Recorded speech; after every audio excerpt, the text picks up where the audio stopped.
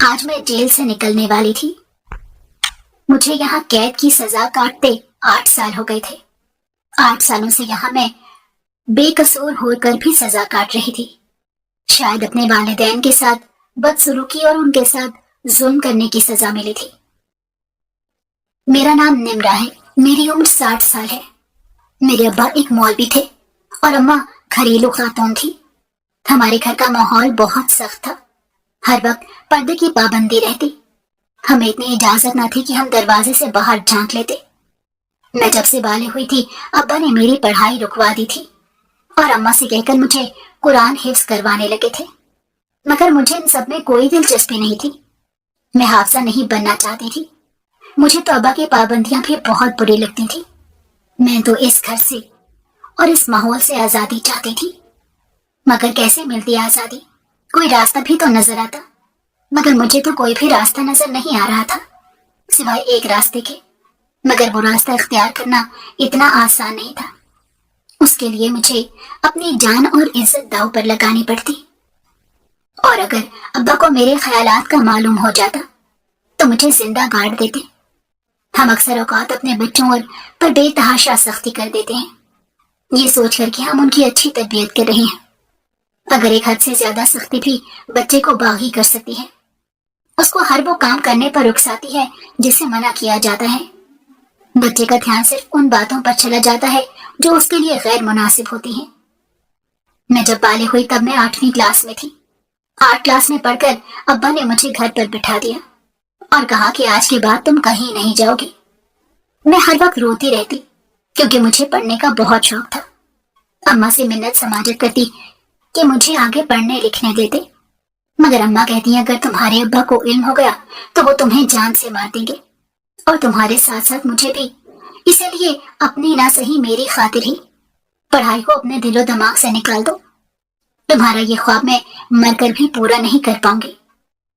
تمہارے ابا چاہتے ہیں میں تمہیں قرآن کریم حفظ کراؤں اور اس کے بعد تمہاری شادی کر دوں۔ اماں کی بات سن کر میرے رونگٹے کھڑے ہو گئے۔ میں بہت ذہین تھی۔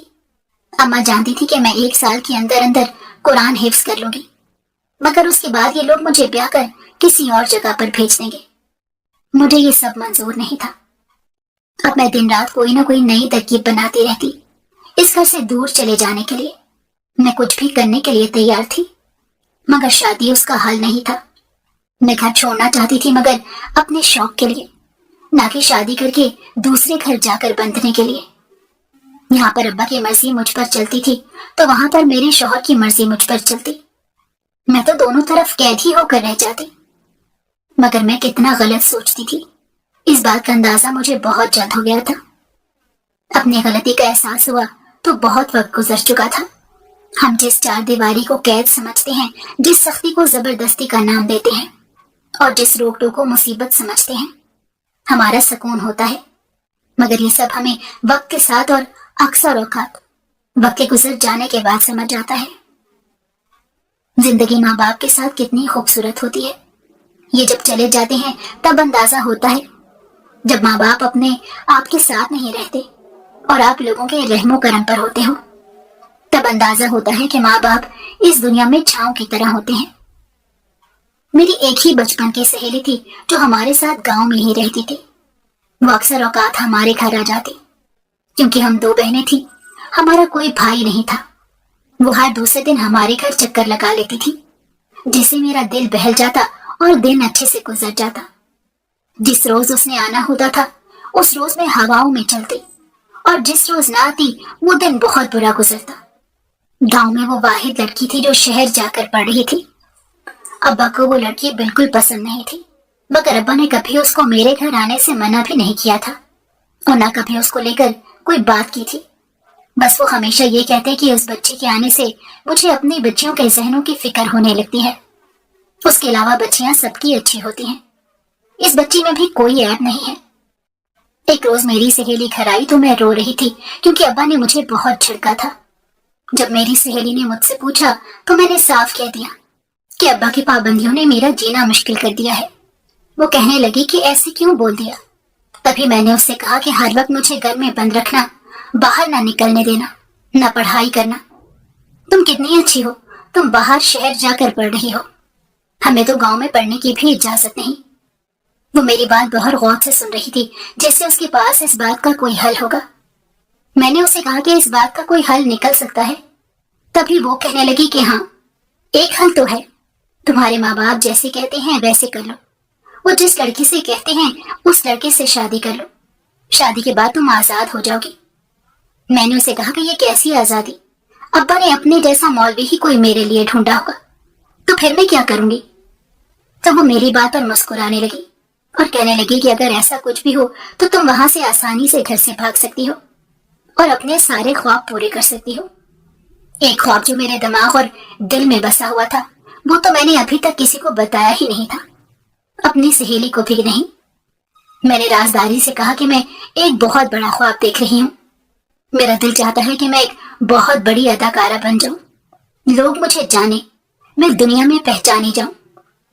मेरी सहेली मेरी तरफ हैरान होकर देखने लगी और कहने लगी कि अब्बा मौलवी, अम्मा घरेलू खातून, और तुम्हारे शौक इतने बड़े कहां से आ गए, तुम इतना बड़ा कैसे सोचने लगी।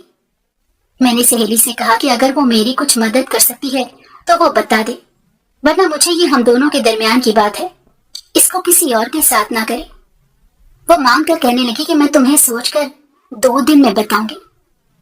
तब मैं जानती थी कि वो कोई ना कोई हल निकाल ही लेगी, इसलिए मैं मुतमईन हो गई। अब उसे कहा कि ठीक है, तुम्हारे पास 2 दिन का वक्त है, 2 दिन के अंदर अंदर मुझे इस बात का हल निकाल कर दो कि मैं क्या करूं, कैसे अपना ख्वाब पूरा करूं। तो 2 दिन के बाद मेरी सहेली मेरे घर आई। हम दोनों कमरे में बैठी हुई थी जब वो मुझे कहने लगी कि एक तरीका है जिससे तुम अपना ख्वाब पूरा कर सकती हो। मैंने उससे पूछा कि कौन सा तरीका। तभी वो कहने लगी कि मेरा एक कजन है, कुंवारा है, अगर तुम उसके साथ भागकर शादी कर लो तो तुम्हारे सारे ख्वाब पूरे करवा देगा। तभी उसने अपने कजन की तस्वीर दिखाई।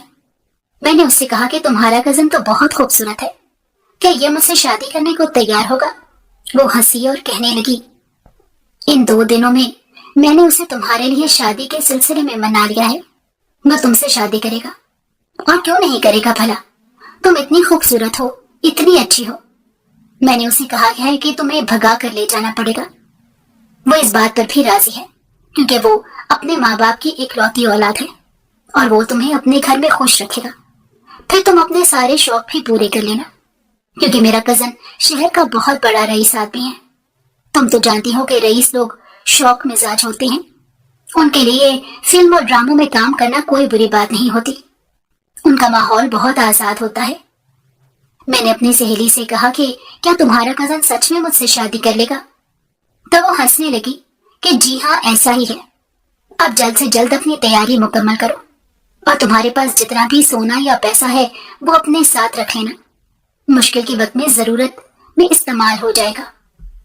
मैं हैरान हुई और उससे कहा कि इतने बड़े घर में जाकर मुझे सोने की क्या जरूरत है, उसके पास इतना कुछ होगा, मेरा ये 1-2 तोला सोना वो क्या करेंगे। तभी मेरी सहेली ने कहा कि नहीं, तुम फिर भी एहतियातन अपने साथ रख लो।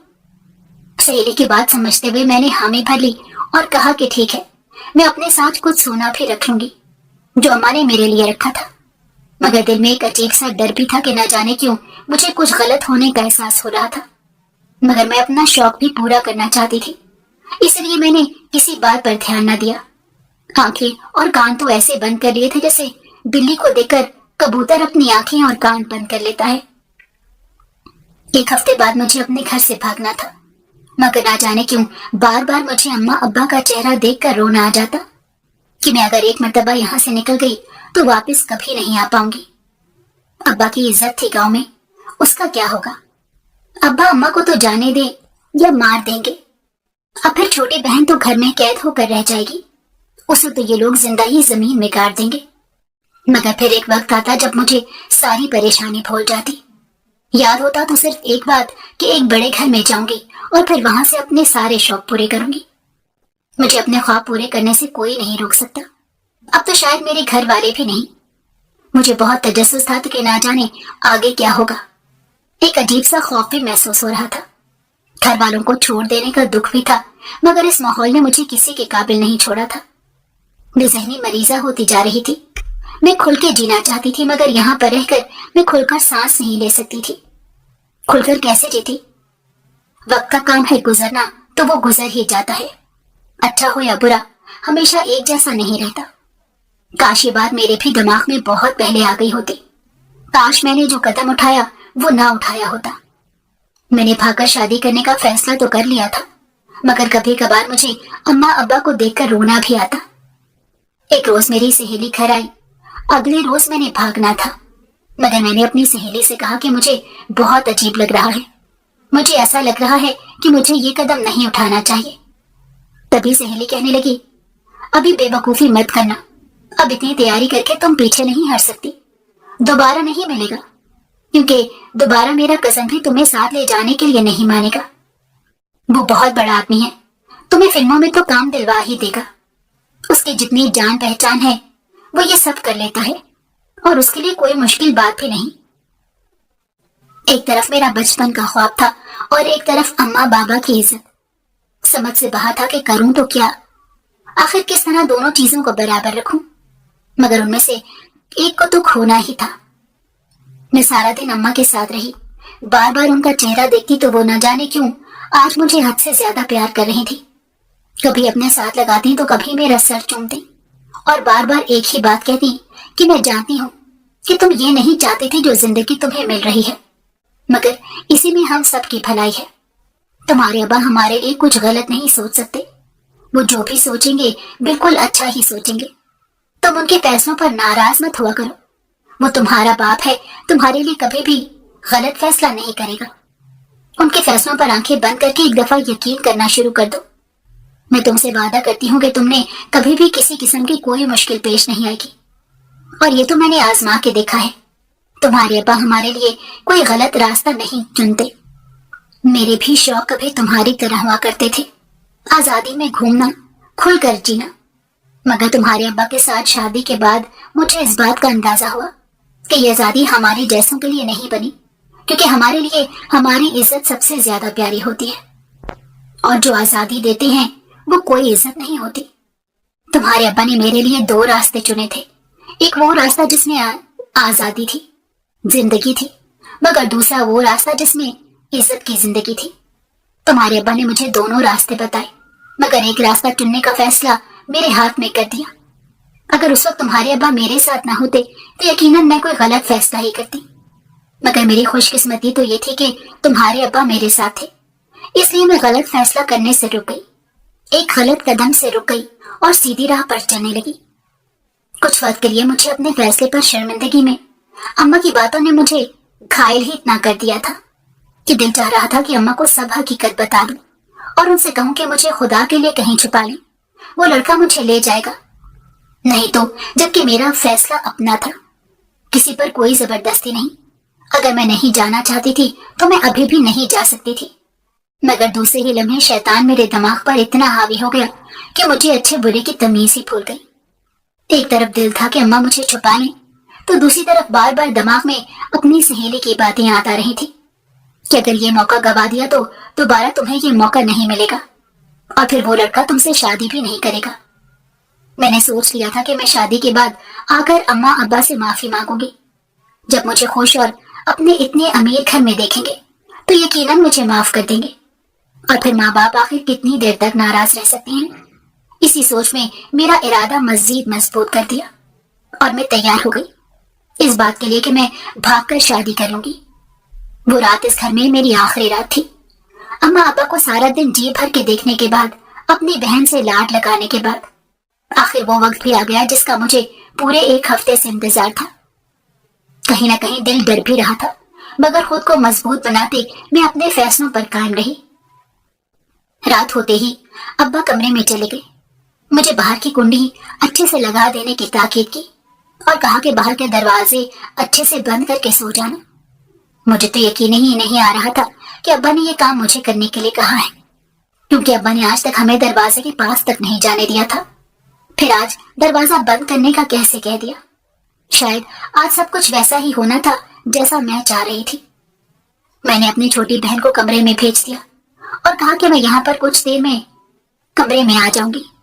वो मेरी बात सुनकर कमरे में चली गई और अब मैं जावेद के आने का इंतजार करने लगी थी कि किस वक्त वो आए, और उसकी चाक सुनते ही मैं घर से निकल रही। تھوڑی دیر گزری تھی کہ جب جاوید اور میری سہیلی سونیا دروازے پر آ گئے۔ انہوں نے آتے ہی ہلکی سی کھٹاک کی۔ میں نے جلدی سے دروازہ ہلکی سی آواز میں کھول دیا، مگر جان لبوں پر آ گئی جب ابا کمرے سے باہر نکلے اور کہنے لگے کہ کون آیا ہے۔ ابا کا لہجہ اتنا کرخت تھا کہ میں ایک دم ڈر گئی۔ میں نے ابا سے کہا کہ ابا کچھ نہیں، کوئی نہیں آیا۔ تبھی ابا کہنے لگے کہ کوئی آیا ہے تو تم دروازہ کھول کے کھڑی ہو۔ میری ٹانگیں کانپنے لگی تھی کیونکہ ابا نے آج تک ہمیں دروازے کے پاس نہیں جانے دیا تھا، اور آج میں وہ دھڑلے سے دروازہ کھول کر کھڑی تھی۔ میں نے ابا سے کہا کہ کچھ نہیں ابا، سونیا آئی ہے۔ ابا کافی حیران ہوئے اور کہنے لگے یہ اس وقت کیوں آئی ہے؟ میں نے ابا سے کہا کہ ابا اسے کچھ سامان چاہیے تھا، اسی لیے آئی ہے، آپ پریشان نہ ہوں، آرام سے سو جائیں۔ ابا سر مار کر کمرے کے اندر واپس چلے گئے۔ میں نے سکھ کا سانس لیا اور جلدی سے کمرے میں رکھا ہوا سامان سونیا کو پکڑایا۔ سونیا نے جاوید کو دیا اور میں آخری ایک نگاہ اپنے گھر پر ڈال کر چہرہ چھپائے باہر نکل گئی۔ دروازہ ہلکا سا بند کر دیا تاکہ آواز اندر تک نہ جائے۔ میں جانتی تھی صبح تک پورا گاؤں میں یہ بات پھیل جائے گی، لوگ ابا اور اماں کو تانے دیں گے، مگر اب میرے پاس دوسرا کوئی راستہ نہیں تھا۔ میں کیا کرتی؟ اگر میں اپنا خواب پورا نہ کرتی تو ساری زندگی گھٹ گھٹ کر مر جاتی۔ جاوید میری طرف دیکھ کر مسکرا رہا تھا۔ میں نے جاوید سے کہا کہ مجھے بہت گھبراہٹ ہو رہی ہے، تو وہ ہنسنے لگا اور کہنے لگا کہ سونیا، تم نے اپنی سہیلی کو نہیں بتایا کہ میں بہت اچھا انسان ہوں، جس پر سونیا بھی ہنسنے لگی۔ ان دونوں کی ہنسی میں کچھ عجیب سا تھا۔ مجھے بہت ڈر محسوس ہو رہا تھا۔ میں نے سونیا سے کہا کہ سونیا، میں نے جو قدم اٹھایا ہے، تو سونیا کہنے لگی اگر بار بار اسی بات پر سوچنا ہے تو بے شک تم گھر جا سکتی ہو، ابھی بھی وقت نہیں گزرا ہے۔ میں نے ایک دم آنکھ کو جھٹکا اور کہا کہ نہیں، میں اب کچھ نہیں سوچوں گی۔ تھوڑی دیر گزری کہ ہم اسٹیشن پر پہنچ گئے۔ اسٹیشن پر جا کر ہم ایک ٹرین میں بیٹھے اور کراچی شہر کے لیے نکل گئے۔ جاوید نے کہا کہ میرے گھر والے وہاں پر رہتے ہیں، تمہیں اپنے گھر لے کر جا رہا ہوں، کل ہم نکاح کریں گے اور ایک ہفتے کے اندر میں تمہیں کام بھی دلوا دوں گا، تم بہت بڑی اداکارہ بنو گی، تم بہت خوبصورت ہو، تمہاری آنکھیں تو لاجواب ہیں۔ اس کی اتنی تعریف پر میں بالکل شرما گئی کیونکہ میری آج تک کسی نے اتنی تعریف نہیں کی تھی۔ جاوید مجھے وہاں پر کراچی میں لے گیا۔ مجھے اب اپنے گھر والوں کی فکر بھی ستائے جا رہی تھی۔ میں جانتی تھی ابا کو لوگوں نے تانے دے کر مار دینا ہے۔ مجھ سے بہت بڑی غلطی ہو گئی تھی، مجھے اتنا بڑا قدم نہیں اٹھانا چاہیے تھا۔ میری چھوٹی بہن کا کیا ہوگا؟ اس سے اب کون شادی کرے گا؟ میری اماں، وہ تو جیتے جی ہی مر جائے گی۔ یہ سوچیں مجھے ہلکان کر رہی تھی اور میں بے بسی سے ٹرین کا سفر کر رہی تھی۔ کچھ دیر گزری تھی کہ مجھے نیند آ گئی۔ میں سو گئی اور پھر میں نہیں جانتی کب ہم کراچی پہنچے۔ میں سارا راستہ سوئی رہی تھی۔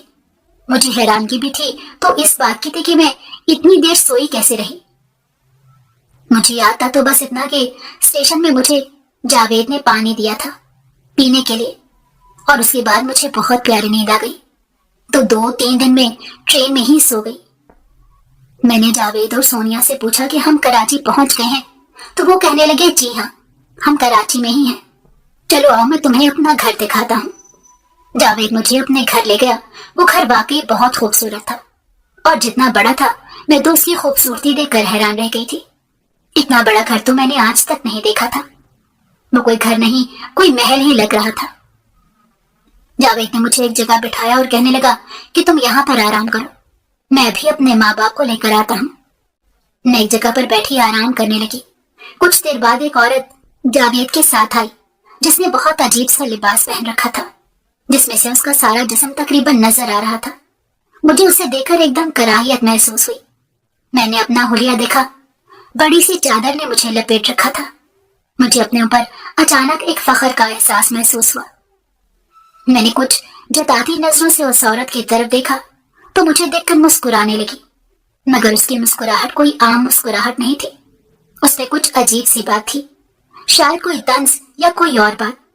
آہستہ آہستہ وہ عورت میرے پاس آئی اور آ کر میرے پاس بیٹھ گئی۔ تبھی میرے بالوں کو ہاتھ لگا کر دیکھنے لگی۔ اس نے میرے سر سے بھی دوپٹہ اتار دیا اور کہنے لگی جاوید، اس مرتبہ تو تم بہت پیاری پسند کر کے لے کر آئے ہو۔ میں اس کی بات پر ایک دم چونک گئی۔ اس مرتبہ سے کیا مراد ہے؟ میں نے چونک کر جاوید اور سونیا کو دیکھا تو سونیا کہنے لگی کہ اس عورت کا مطلب ہے کہ جاوید کو ایک لڑکی پیار کرتی تھی۔ جب اس نے کہا کہ ٹھیک ہے میں تمہیں اپنی ماں سے ملوا دوں گا، اگر وہ تمہیں دیکھ کر مان گئی تو میں تم سے شادی کر لوں گا، مگر آنٹی کو وہ لڑکی پسند نہیں آئی۔ اپنی آنٹی کہنے کا مطلب یہی تھا۔ تبھی سونیا نے ہنستے ہوئے اس عورت کی طرف دیکھا اور کہا کہ ایسی ہی بات ہے نا آنٹی؟ تو وہ ایک دم گڑبڑا گئی اور کہنے لگی کہ ہاں ہاں بیٹا، ایسی ہی بات ہے۔ جاوید نے کہا کہ اب اس کو آپ اپنے ساتھ رکھیں، اس کو کچھ سکھائیں اور اس کے بعد میں اس کو کلب لے جاؤں گا جہاں پر اس کو فلموں کا کام مل جائے گا۔ جاوید کی بات پر میں خوش ہو گئی اور کہا کہ مجھے کب تک کام ملے گا؟ جاوید کہنے لگا کہ جلد ہی تمہیں کام مل جائے گا۔ میں اس عورت کے ساتھ رہ رہی تھی۔ وہ عورت بہت عجیب عادات کی مالک تھی۔ اس گھر میں اور بھی بہت سی لڑکیاں آتی جن کا پہناوا اس عورت ہی کی طرح ہوتا تھا، مگر وہ خاموشی سے آتی، کھانا کھاتی اور اپنے اپنے کمرے میں چلی جاتی۔ میں نے ایک روز اس عورت سے پوچھا کہ یہ کون ہے؟ تو وہ کہنے لگی میری بیٹیاں ہیں۔ مجھے کافی حیرانگی ہوئی کہ 6-7 ان کی بیٹیاں ہی تھی اور بس ایک ہی بیٹا تھا، مگر مجھے ان سب سے کیا تھا؟ مجھے تو وہاں پر بسنا تھا اور پھر اپنا ایک کام ڈھونڈنا تھا۔ کچھ دیر کے لیے میرے دماغ میں اماں ابا کا خیال آیا۔ گاؤں میں تو ہر طرف ادھم مچا ہوگا، ہر کوئی اماں ابا کو برا بھلا کہہ رہا ہوگا، اور یہ سب میری وجہ سے ہوا تھا۔ یہ باتیں سوچتے ہوئے میری آنکھوں میں آنسو آ گئے، مگر اب کچھ نہیں کیا جا سکتا تھا کیونکہ اب میں دوبارہ کبھی اماں ابا کے پاس واپس نہیں جا سکتی تھی۔ اگر جاتی بھی تو وہ مجھے کبھی قبول نہیں کرتے، اور نہ جانے یہ خیال مجھے پہلے کیوں نہ آیا۔ پہلے تو لگتا تھا کہ ابا ہمیں قبول کر لیں گے، مگر اتنی بدنامی کے بعد کون مجھے اپنے گھر میں پناہ دے گا؟ اماں ابا بھی مجھے گھر سے نکال کر میں پھوٹ پھوٹ کر رونے لگی، اور میرا دل کیا کہ میں واپس اماں ابا کے پاس چلی جاؤں اور ان سے کہوں کہ میں بے قصور ہوں، میں نے کچھ نہیں کیا، لیکن وہ میرا کس بات کا یقین کرتے؟ وقت گزرتا گیا، 1 ہفتہ پر لگا کر اٹھ گیا۔ جاوید اس کے بعد سے مجھے نظر نہیں آیا تھا۔ میں اکثر اوقات اس عورت سے پوچھتی تو وہ کہتی کہ وہ کام پر ہے، اب روز روز تو تمہارے پاس نہیں آ سکتا۔ میں نے کہا کہ اس نے مجھے کہا تھا کہ وہ مجھ سے نکاح کرے گا، مگر ابھی تک تو اس نے ایسا کچھ نہیں کیا۔ تبھی وہ کہنے لگی کہ وہ نکاح کی ہی تیاریاں کر رہا ہے۔ ہمارے ہاں نکاح اتنی آرام سے نہیں ہو جاتا جیسے تمہارے گاؤں میں ہوتا ہوگا، ہمارے ہاں تو نکاح بھی دھوم دھام سے ہوتا ہے۔ میں نے کہا کہ سونیا کہاں پر ہے؟ وہ بھی تو ہمارے ساتھ ہی آئی تھی۔ تبھی وہ عورت کہنے لگی کہ اسے اپنی پڑھائی بھی تو مکمل کرنی تھی، اس لیے وہ واپس اپنے گھر چلی گئی۔ اس کا خیال اس لیے بھی میرے دماغ میں آیا کہ اگر اماں ابا نے اسے گاؤں میں دیکھ لیا تو وہ کہیں سب حقیقت نہ بتا دے، مگر پھر دماغ کو جھٹکا آیا اور آنے والے وقت کے بارے میں سوچنے لگی۔ میں باتیں سوچ سوچ کر خوش ہو رہی تھی کہ جیسے ہی فلموں میں کام کروں گی اس کے بعد میں اپنے لیے عالی شان گھر لوں گی، اماں ابا کو اپنے پاس لے آؤں گی، اپنی بہن کی شادی اچھے طریقے سے کروں گی، بس وہ وقت جلدی سے آ جائے، یہی دعا ہر وقت کرتی رہتی۔ دن گزرتے گئے، اب تو 2 ہفتے ہونے کو آئے تھے۔ تبھی ایک دن جاوید گھر آیا اور کہنے لگا کہ چلو پہلے تمہیں کام دلوا دوں پھر تم سے نکاح کروں گا۔ مجھے اس سے کیا تھا؟ میرا مقصد تو صرف کام لینا تھا۔ وہ مجھ سے نکاح کرتا یا نہ کرتا مجھے اس سے فرق نہیں پڑتا تھا۔ جاوید نے مجھے گاڑی میں بٹھایا اور ایک عجیب سی جگہ پر لے گیا جہاں پر گانوں کی آواز آ رہی تھی، اندر سے شور کی بھی آواز آ رہی تھی، جیسے اندر بہت رش ہو۔ میں نے جاوید کی طرف چونک کر دیکھا اور کہا کہ یہ مجھے کہاں لے آئے ہو؟ تو وہ کہنے لگا کہ میں تمہیں فلموں میں کام دلوانے لایا ہوں، تمہیں یہاں پر ہی کام ملے گا۔ میں اندر گئی تو اندر عجیب سا ماحول تھا، لڑکے لڑکیاں ایک دوسرے کے ساتھ مل کر ناچ رہے تھے، وہاں پر کسی قسم کا کوئی پردہ نہیں تھا۔ مجھے اندازہ تو تھا کہ فلموں میں کام کیسے ملتا ہے، مگر اس بات کا علم نہیں تھا کہ مجھے یہ سب بھی برداشت کرنا پڑے گا۔ میں نے جب اس سے کہا کہ یہاں پر تو بہت لوگ ہیں، میں یہاں پر کیسے کام کروں گی؟ تو وہ کہنے لگا یہ کام تو کرنا پڑے گا، اور ایسی کوئی جگہ نہیں جہاں پر تم کام کر سکتی ہو۔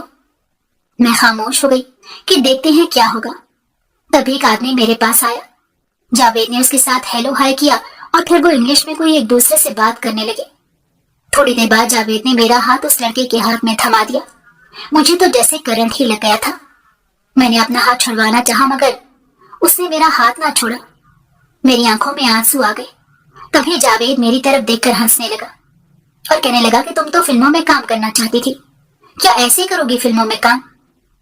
और उस आदमी को इशारा किया कि वो मुझे ले जाए। यहाँ से वो लड़का मुझे खींचते हुए अपने साथ ले गया और एक कमरे में बंद कर दिया और फिर मुझ पर सारी रात जुल्म करता रहा। मैं तो सोच भी नहीं सकती थी कि मेरे साथ इतना बड़ा जुल्म भी हो सकता है। ये मुझे क्या हो गया था? मेरा एक गलत फैसला मुझे कहाँ पर ले आया था? जावेद ने मुझे धोखा दिया था। ये कोई फिल्मों में काम करने की जगह नहीं बल्कि एक क्लब था जहां मुझे नाचने का काम मिला था। मैं एक बहुत बड़ी अदाकारा बनना चाहती थी, लेकिन बदकिस्मती से क्लब की डांसर बन गई। वहां पर तो हर दूसरे रोज कोई ना कोई लड़का मेरे साथ बदतमीजी करने की कोशिश करता। फिर मैं बहुत मुश्किल से अपनी इज्जत बचाती। मुझे वहां पर काम करते हुए 3 महीने हो चुके थे। मैं वहां पर काम करते हुए अक्सर रो पड़ती, मगर क्या करती, रोटी खाने के लिए मुझे नाचना पड़ता था। वो भी एक रात थी जिसने मुझे किसी के काबिल नहीं छोड़ा था। मेरे साथ एक और जुल्म हो गया। एक दिन क्लब में कुछ आवारा लड़के मेरे साथ जबरदस्ती करने लगे तो एक आदमी ने मुझे उनसे बचाया। अब मैं रोते रोते अपने घर जा रही थी जब वो बीच रास्ते में कहने लगा, मेरा एक काम कर दो, तुम हमेशा के लिए माला माल हो जाओगी। मैं अपनी जगह ठुटक कर रह गई। अब मैं किसी पर भरोसा नहीं कर सकती थी। जावेद ने मेरा भरोसा तोड़ा था। उसके बाद मैं किसी पर भरोसा करने के काबिल नहीं रही थी और ना ही मेरा दिल चाहता था कि मैं किसी पर भरोसा करूं।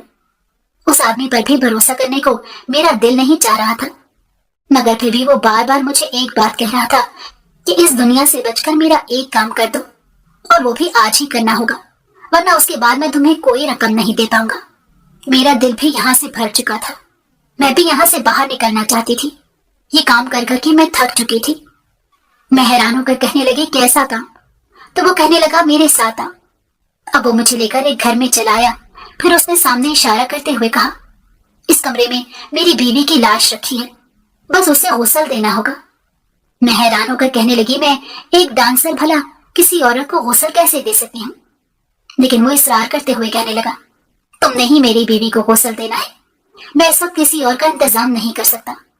तुम एक मर्तबा मेरी बीवी को गुस्ल दे दो, मैं तुम्हें अमीर कर दूंगा। तुम्हें कभी डांस बार में काम करने की जरूरत नहीं पड़ेगी। मैं भी मान गई, मुझे और क्या चाहिए था। मैं उसकी बीवी को गुस्ल देने के लिए जैसे ही मैंने कमरे का दरवाजा खोला तो मेरी चीखें निकल गई, क्योंकि वहां कोई औरत नहीं बल्कि एक ख्वाजा सरा था।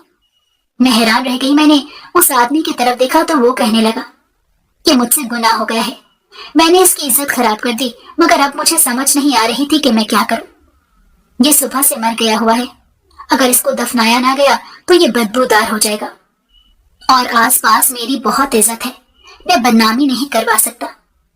तो मेरे आगे हाथ जोड़ने लगा और कहने लगा, मुझ पर रहम करो, मैं बहुत अमीर हूं, मगर इस एक जुर्म की वजह से मेरा सब खत्म हो जाएगा। तुम इसको गुस्ल दे दो, मैं रात होते ही इसे दफना दूंगा। मगर मैं हैरान तो इस बात पर थी कि मैं ही गुस्ल क्यों दूं। तभी वो कहने लगा कि ये काम मैं अकेले नहीं कर सकता था, इसलिए मुझे इस लाश को छुपाने के लिए तुम्हारी मदद की जरूरत थी। मैं तो वैसे ही क्लब गया था, मगर वहां पर तुम्हें देखकर मैंने सोचा कि तुम मजबूर हो गई, तो मैं तुम्हें उसके बदले बहुत से पैसे दूंगा, तुम्हें अमीर कर दूंगा, तुम्हारी जिंदगी बदल दूंगा। मैं उस ख्वाजा सरा को गुस्सा देने लगी। उसमें से हल्की हल्की बदबू आना शुरू हो चुकी थी। रात भी होने वाली थी, इसलिए मैंने जल्दी जल्दी उसको गुस्ल दिया। गुस्ल देने के बाद मैं और वो आदमी मिलकर उसको पास ही बने जंगलात में दफनाने के बाद तो मुझे अपने साथ घर ले आया। उसका घर भी काफी बड़ा था, बहुत खूबसूरत भी था। मैंने उससे कहा कि मैं अपने घर वापस जाना चाहती हूँ, रात बहुत हो चुकी है। उसने मुझे वहां पर बिठाया और कहने लगा कि कुछ वक्त रुक जाओ, मैं तुम्हें तुम्हारी रकम दे दूं, फिर चली जाना। उसने मुझे एक जगह दी जहां पर मैं बैठ गई और फिर वो एक कमरे में घुस गया। आधा घंटा होने को था और वो कमरे से बाहर नहीं आ रहा था। मैं उसको आवाजें देते हुए उस कमरे की तरफ चल पड़ी जहां पर वो गया था। कमरे में जाते ही मैंने दरवाजा खटखटाया, मगर उसने दरवाजा न खोला। थोड़ी देर के बाद मैंने फिर से खटखटाया तो कोई जवाब न आया। अब तो मेरा दिल भी घबराने लगा था। मैंने जल्दी से दरवाजा खुद ही खोल दिया, मगर सामने का मंजर देखकर मेरे रोंगटे खड़े हो गए। जब मैंने उस आदमी को औंधे मुंह पड़ा देखा, मैं एकदम घबरा गई। मुझे समझ नहीं आ रहा था कि मैं क्या करूं, किस तरह यहाँ से भागूं। उसको न जाने क्या हो गया था। मैंने उस आदमी को हिलाया जुलाया, मगर उसने आवाज ना की। तभी उसके मुंह से अजीब सी झाग निकलने लगी, सफेद पानी आने लगा। میں ایک دم ڈر گئی۔ اس کی مٹھی بند تھی۔ میں نے اس کا ہاتھ پکڑ کر کھولنے کی کوشش کی مگر اس کا ہاتھ جکڑا ہوا تھا۔ میں نے زور لگا کر اس کا ہاتھ کھولا تو سامنے پڑی شیشی کو دیکھ کر میرے رونگٹے کھڑے ہو گئے، کیونکہ وہ کوئی زہریلی دوا تھی جو اس آدمی نے کھائی تھی۔ ساتھ ہی ایک پیج بھی پڑا ہوا تھا۔ میں نے وہ کاغذ اٹھایا جس پر لکھا ہوا تھا کہ میرا ضمیر مطمئن نہیں ہو رہا۔ مجھے ایسا لگ رہا ہے کہ تم کبھی نہ کبھی سب کو سچ بتا دو گی۔ میں اس ڈر کے ساتھ جینا نہیں چاہتا۔ میں جی ہی نہیں پاؤں گا اگر یہ ڈر میرے ساتھ ساتھ رہا تو۔ اس لیے میں خودکشی کر رہا ہوں تاکہ ہمیشہ کے لیے اس عذاب سے جان چھوٹ جائے اور میں ہر کام سے آزاد ہو جاؤں۔ وہ کاغذ دیکھ کر میں دنگ رہ گئی تھی۔ تھوڑی ہی دیر گزری تھی کہ گھر کے باہر آدمیوں کی آواز آنے لگی۔ ہر طرف شور تھا۔ ابھی میں نے جلدی سے بھاگ کر کھڑکی سے دیکھا تو باہر پولیس اور بہت سے لوگ کھڑے تھے۔ میں ایک دم گھبرا گئی۔ ڈر کی وجہ سے میرا پورا وجود کانپ رہا تھا۔ مجھے سمجھ نہیں آ رہی تھی کہ میں کیا کروں، کیسے یہاں سے بھاگوں۔ کوئی راستہ بھی نظر نہیں آ رہا تھا۔ ایک ہی راستہ تھا جہاں سے میں آئی تھی، اب وہاں پر رش لگا ہوا تھا۔ تبھی اچانک سے دروازہ کھٹکنے کی آواز آئی۔ لوگ زور زور سے دروازہ کھٹکھٹا رہے تھے کہ جلد سے جلد دروازہ کھولے۔ میرے چہرے پر پسینہ آ رہا تھا۔ مجھے سمجھ نہیں آ رہا تھا کہ میں کیا کروں۔ ڈر تھا کہ بڑھتا ہی چلا جا رہا تھا۔ اتنی دیر میں دروازہ ٹوٹنے کی آواز آئی۔ لوگ اندر آ چکے تھے۔ آواز بہت قریب سے آ رہی تھی۔ جلدی سے دروازہ بند کرنے کی کوشش کی مگر دروازہ نہ جانے کیسے بند ہونا تھا۔ تھوڑی ہی دیر گزری تھی کہ آدمیوں نے وہ دروازہ بھی کھول کر مجھے پکڑ لیا اور سب کہنے لگے کہ میں قاتل ہوں۔ میں ان سب لوگوں کو اپنی صفائیاں پیش کرتی رہی مگر کسی کو مجھ پر یقین نہیں آیا۔ ہر کوئی یہی کہہ رہا تھا کہ تم ہی قاتل ہو، تم نے دو قتل کیے ہیں۔ پولیس مجھے قید کر کے اپنے ساتھ لے گئی۔ قید خانہ بہت عجیب سا بنا ہوا تھا۔ وہاں پر بہت بری عورتیں تھیں۔ تب ایک پولیس انسپکٹر نے مجھے اندر دھکا دیا اور کہنے لگا کہ تم بھی ان جیسی ہو، تم نے بھی قتل کیے ہیں، تم قاتلہ ہو۔ اب تو میری جان نکلنے کو تھی۔ سمجھ نہیں آ رہا تھا کہ میں کیا کروں۔ میں یہی سوچ کر ہلکان ہو رہی تھی کہ مجھے کس چیز کی سزا مل رہی ہے۔ تبھی اچانک سے میری آنکھوں کے سامنے ابا کا روتا ہوا چہرہ، اماں کی معافی مانگتے ہوئے ہاتھ اور بہن کا ڈرا ہوا وجود ذہن میں گھوم رہا تھا۔ مجھے پھر وہ وقت یاد آیا جب میں نے اپنا گھر چھوڑا تھا، اپنے ماں باپ کو دھوکا دیا تھا۔ مجھے سمجھ نہیں آ رہا تھا کہ میں کیا کروں، کیسے اپنے ماں باپ سے معافی مانگوں۔ شاید یہ ان کے ساتھ کیے ظلم ہی کی سزا تھی اور نہ جانے کتنی سزا اور بھگتنی تھی۔ زندگی تو میری رک ہی گئی تھی۔ مجھے آج بھی وہ دن یاد تھا جب میں نے سونیا اور جاوید پر اعتبار کیا تھا۔ میرا اندھا اعتبار ہی مجھے لے ڈوبا تھا۔ ایک ہفتے کے بعد میری عدالت میں پیشی تھی۔